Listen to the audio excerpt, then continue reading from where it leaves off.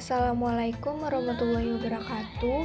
Jadi di sini kelompok 1 akan mempresentasikan materi tentang batik Betawi. Jadi di kelompok kami ada 7 anggota, yaitu yang pertama ada Aldi Ardiansyah, Farhan Firmansyah, Fahmi Hidayat, Ainur Rohmah, Eva Apriana, Intania, dan Rihadatul Aisy. Batik Betawi adalah kerajinan tradisional masyarakat Jakarta. Pembuatannya diawali pada abad ke-19. Motif awalnya mengikuti corak batik wilayah pesisir utara Pulau Jawa, yaitu bertemakan pesisiran. Corak batik Betawi dipengaruhi oleh kebudayaan Tiongkok. Motif batik Betawi menggunakan motif yang dikembangkan dari bentuk segitiga. Ciri khas batik Betawi adalah corak batik Betawi memperoleh pengaruh dari kebudayaan Tiongkok, terutama dalam penggunaan warna dasar. Batik Betawi menggunakan warna merah, hijau, kuning, dan biru yang cerah. Pengaruh budaya Islam juga terlihat pada motif yang tergambar pada kain batik. Motif batik Betawi memiliki medali, wajit, dan kembang.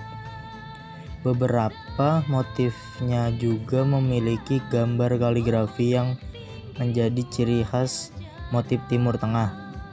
Penggunaan kaligrafi diperkenalkan oleh Kesultanan Demak dan Kesultanan Cirebon melalui batik Demak dan batik Cirebon. Selain itu, penggambaran makhluk hidup hanya sebagai simbol untuk menyampaikan pesan. Salah satunya ialah buaya yang oleh masyarakat Betawi dianggap sebagai simbol kesetiaan kepada pasangan hidup. Motif batik Betawi menggunakan motif yang dikembangkan dari bentuk segitiga. Motif segitiga yang digunakan adalah segitiga sama kaki dengan sudut lancip yang saling terhubung. Motif-motif yang dihasilkan yaitu motif penari cokek, tumpal, mancungan, dan pucuk rebung. Motif-motif ini kemudian dikembangkan dan dikelompokkan menjadi ragam hias flora, fauna, geometris, kesenian tradisional, bangunan ikonik dan bersejarah, makanan tradisional, cerita rakyat, dan permainan menang. Kemudian yang pertama ada motif ondel-ondel dan tanjidor.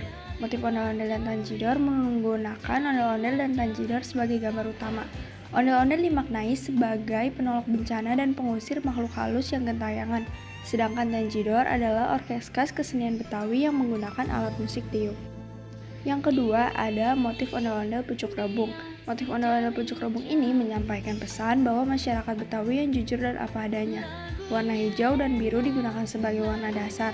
Ondel-ondel digambarkan di tengah kain, sedangkan pucuk rebung digambarkan pada bagian tepi kain. Yang ketiga ada motif penari cokek. Motif penari cokek menggunakan tari cokek sebagai temanya. Para penari cokek digambarkan sedang menari di sebelah Tugu Monumen Nasional. Latar dari penari dan tugu adalah hiasan bunga kelapa.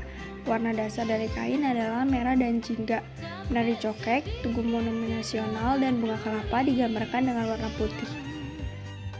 Dan yang terakhir ada motif parang. Motif parang menggambarkan mulut buaya yang memperlihatkan gigi-giginya yang tajam. Tubuh buaya tidak digambarkan seluruhnya, tetapi hanya berupa garis-garis yang membentuk gambar ham buaya yang panjang. Buaya dijadikan sebagai lambang kesetiaan pada pasangan. Alat-alat yang digunakan: 1 kain warning, 2 kenting, 3 lilin batik, 4 zat pewarna, 5 wajan dan kompor kecil, 6 gawang ngap, 7 dingklik, 8 bandul, 9 taplak, 10 meja kayu.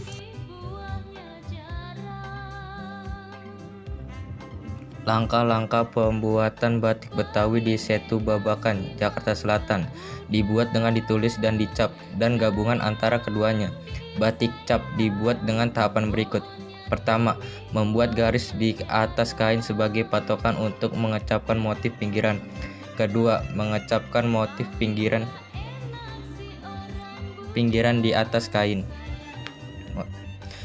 Ketiga, mengecapkan motif utama di tempat-tempat yang diinginkan. Keempat, menyiapkan bahan pewarna ke dalam bak pewarnaan. Kelima, mewarnai. Caranya, batik dicelupkan 1 kali ke bak pewarnaan, lalu kain disampirkan ke tiang jemuran supaya air pewarnaan menetes. Setelah tetesan air habis, kain dicelupkan kembali ke bak pewarnaan dan ditus lagi. Demikian beberapa kali dilakukan sampai warnanya dirasakan cukup. Keenam, kain dilorot sekitar 10-15 menit, yakni direbus dalam air mendidih untuk melepaskan malam atau lilin batik dari kain. Ketujuh, kain dibilas atau dicuci bersih baru kemudian dijemur.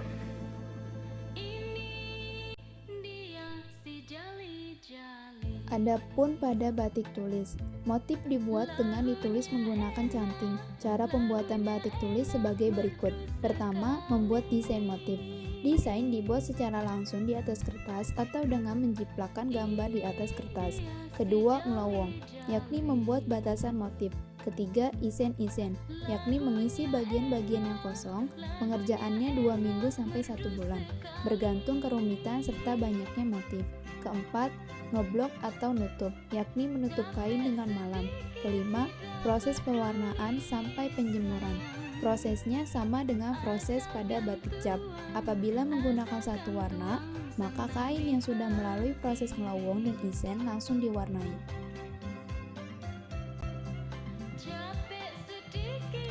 Kegunaan.